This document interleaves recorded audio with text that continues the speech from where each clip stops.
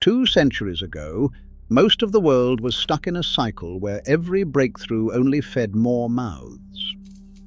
Then, in a corner of Western Europe, coal output exploded from 2.5 to nearly 65 million tons.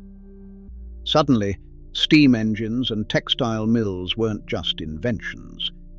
They became forces that shattered the old limits. What triggered this global breakaway? And why here, not everywhere? The real revolution is more surprising than you think. Coalfields in Britain once fed kitchen hearths and blacksmiths' forges.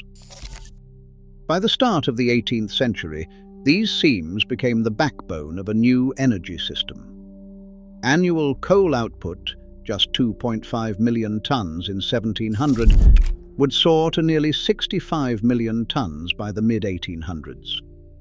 This was not just more fuel, it was energy on a scale that could drive machines far beyond human or animal muscle. The transformation began in 1709, when Abraham Darby I, working in Coalbrookdale, replaced scarce, costly charcoal with coke, a purified form of coal to smelt iron. Darby's ledgers from the 1710s show coke cost 40% less per ton than charcoal, cutting production costs and opening the door to mass iron-making. More iron meant more machinery, more rails, more tools.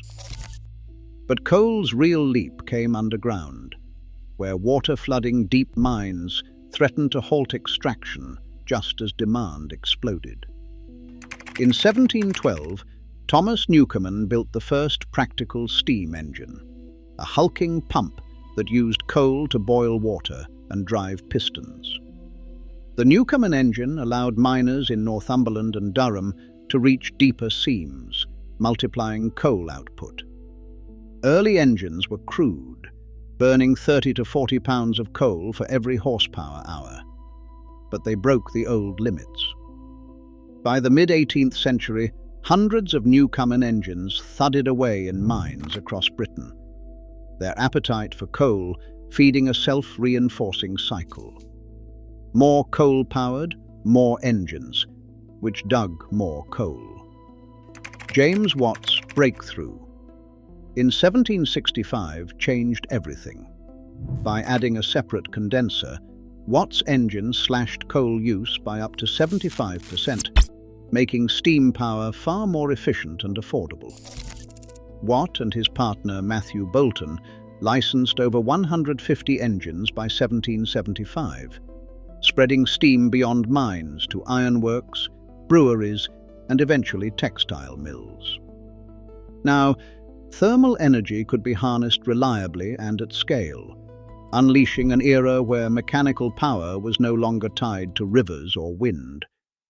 The groundwork was laid for industries that would soon demand more iron, more fuel, and more machines, feeding a cycle of productivity the world had never seen.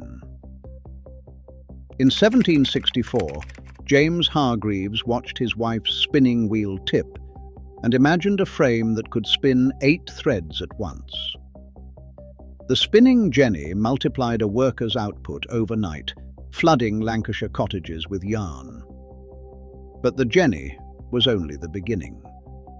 5 years later, Richard Arkwright patented his water frame, a machine that used the steady force of a river to twist cotton fibres into strong, even thread. Arkwright's Cromford Mill in Derbyshire became the first true factory. Rows of machines were powered by water, hundreds of workers worked under one roof, and cloth was produced at a pace no hand spinner could match.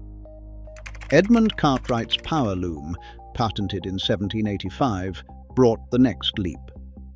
Weaving, once the slowest step, could now be done by machine.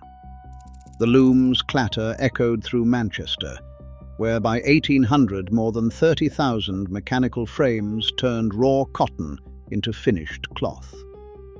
The city's new nickname, Cottonopolis, spoke to its scale. A metropolis built on the relentless rhythm of textile machines. This chain of inventions transformed textiles from a cottage craft into the world's first mass industry. Board of Trade figures show that between 1760 and 1800, British cloth exports increased fourfold. By 1850, the country shipped more than 2 million pounds of finished cloth each year. The appetite for British textiles stretched from the Americas to India, pulling in raw cotton from overseas and sending finished bolts to distant ports. Manchester's mills became magnets for workers and capital. The city's population exploded, and its warehouses filled with goods bound for export. Behind every new machine stood inventors like Hargreaves, Arkwright and Cartwright, some celebrated, some forgotten, all driving the relentless cycle of innovation. As demand soared, the textile industry's hunger for power, raw materials, and transport set the stage for even bigger changes, linking Britain's factories to the world and turning cloth into the engine of global trade.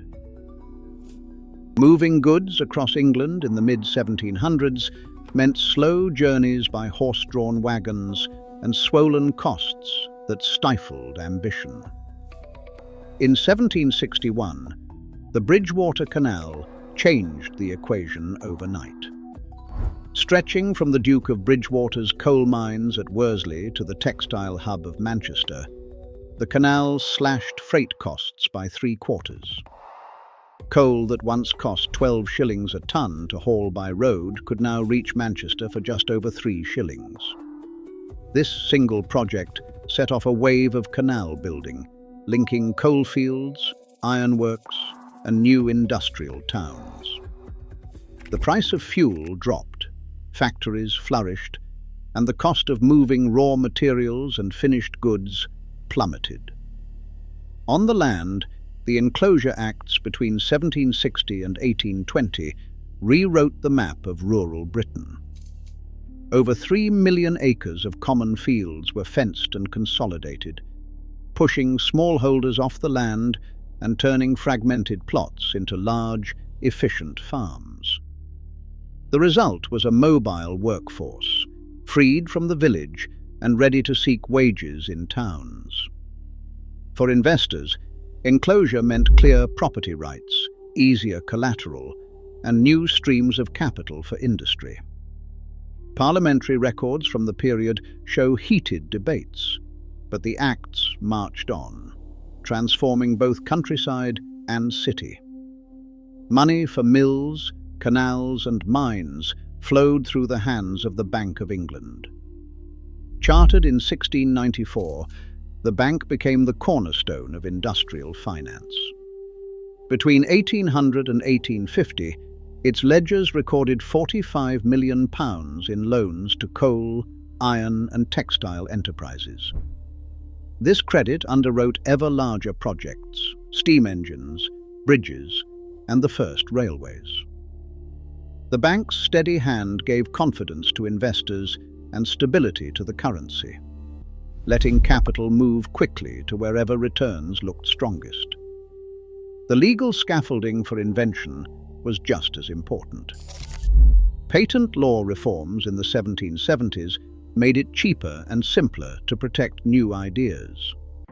Patent filings surged by 60% between 1760 and 1790, as inventors rushed to secure their rights. This legal certainty encouraged risk-taking and helped spread innovations from one workshop to the next. The result was a feedback loop.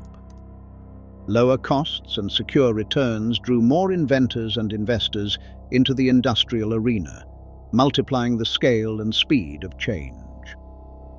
With cheap transport, clear property, abundant credit, and protected invention, Britain's industrial machine gathered momentum. Goods and capital moved farther and faster than ever before, setting the stage for a demographic surge and a widening gap with the rest of the world. By the mid-19th century, Britain's industrial surge had pulled it far ahead of its neighbours and rivals. Economic historians Angus Maddison and Stephen Broadberry have traced the numbers. Between 1700 and 1850, Britain's real gross domestic product per capita jumped from around £40 to £150, while China and India hovered near subsistence at £40 to £45. The gap was not just in abstract statistics.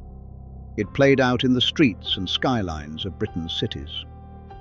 In 1801, only 15% of Britons lived in urban areas. By 1851, that figure had tripled to 45%. The countryside emptied as millions left villages for the mills and foundries of Manchester, Birmingham and Leeds, drawn by the promise of wages and the hum of machines. But the new prosperity came with sharp edges. In 1798, Thomas Malthus warned that population growth would always outpace food supply, trapping societies at the edge of starvation. Britain's breakaway seemed to defy his logic, yet the human costs were plain. The 1833 Factory Commission collected testimony from children who worked 12-hour days in cotton mills. Sarah Gooder, age 8, told investigators that she worked from 5 in the morning until 8 at night. They beat us if we did not keep up. Joseph Hibbegam, just 10, described working 16 hours a day, unable to read or rest. Parliamentary reports estimated that nearly a third of mill workers were under 14, their small hands prized for cleaning moving machinery. This industrial lead sparked debate far beyond Britain. Scholars like Kenneth Pomeranz argued that coal and colonial imports fueled Europe's escape, while Robert Allen pointed to flexible labour markets and secure property rights.